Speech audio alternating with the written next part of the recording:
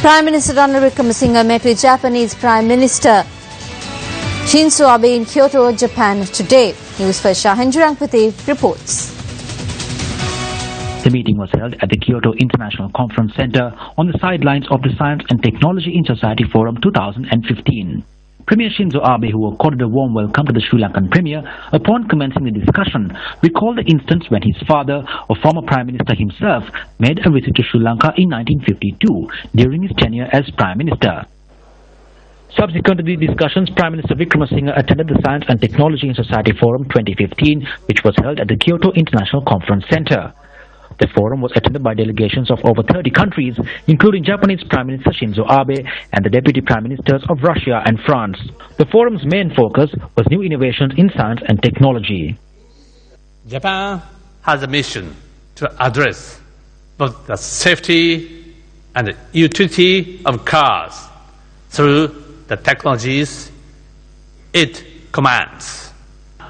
It is here that the self-driving car technology being developed by many Japanese car makers holds the key.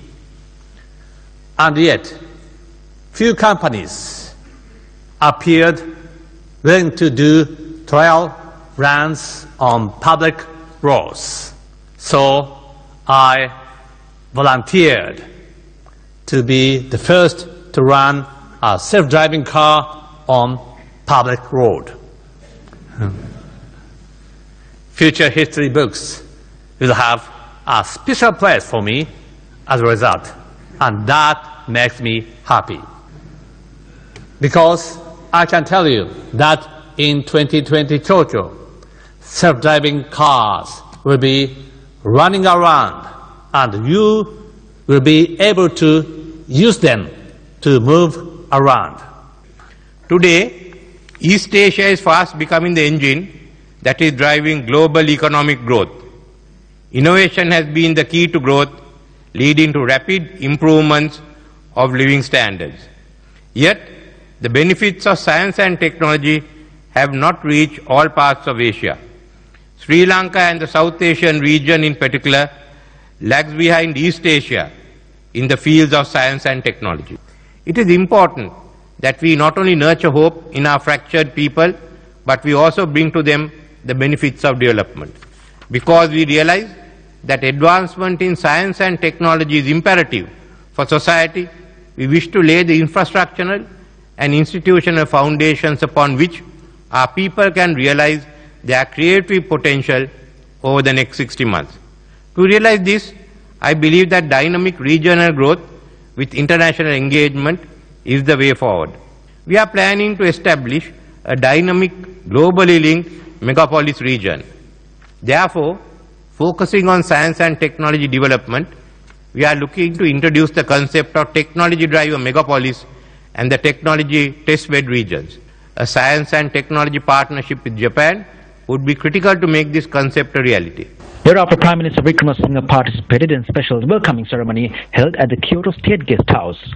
The Premier was welcomed by a group including the Governor of the Kyoto Prefecture, Keiji Yamada, with a traditional tea ceremony.